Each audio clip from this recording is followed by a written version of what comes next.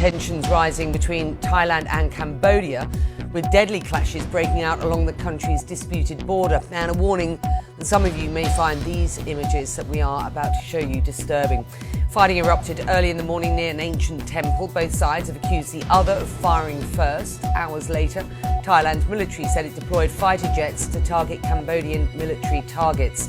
Thai officials accused Phnom Penh of retaliating by launching rockets into civilian areas, including a petrol station. They say 12 civilians have been killed in attacks, while Cambodia is yet to report any fatalities. Well, Ripley has more.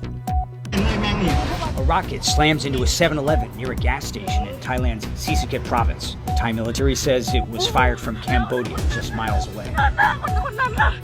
Local officials say the number of dead is expected to rise. In Thailand's nearby Surin province, gunfire, families, children scrambled. An 8-year-old boy killed, the Thai military says. This is the deadliest day of fighting between Thailand and Cambodia in more than a decade. A border skirmish now spiraling into a larger regional crisis, fighting up and down the border between the two countries.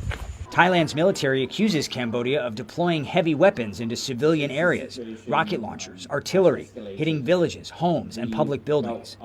In response, Thailand sealed off all 508 miles of its border with Cambodia, raising fears of prolonged conflict. Diplomatic ties are unraveling, ambassadors recalled, Cambodia calling for an emergency UN Security Council meeting, accusing Thailand's far larger and better equipped army of brutal, barbaric aggression. Thai F-16s bombed Cambodian military outposts, Cambodia responding by attacking a Thai army base. Thailand insists it's acting in self-defense. They say a Thai soldier was wounded in a landmine explosion.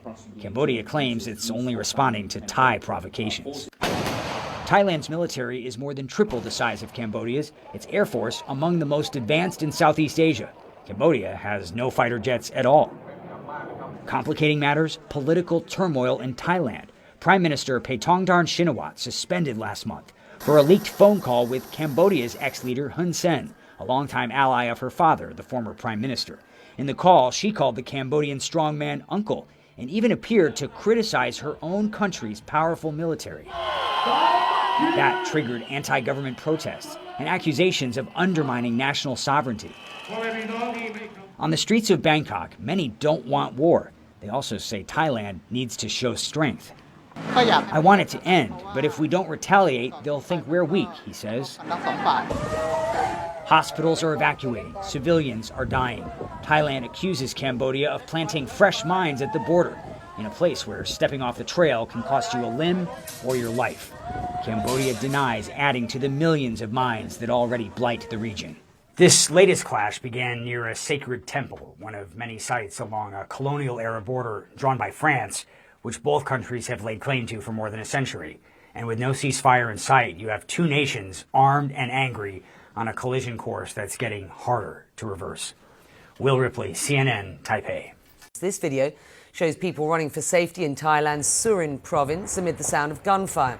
Thai officials say at least 11 civilians have so far been killed in the fighting. Well, for more on this, I'm joined by Ben Bland, who's director of the Asia Pacific programme at Chatham House. And just walk us through this conflict. What's the history behind it?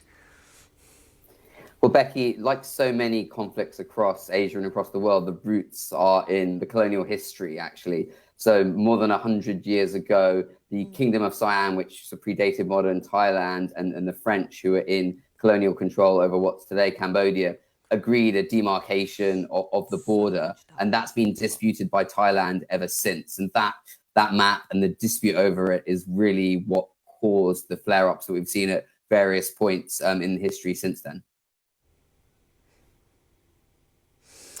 Is there a fear at this point that this is likely to escalate and quickly?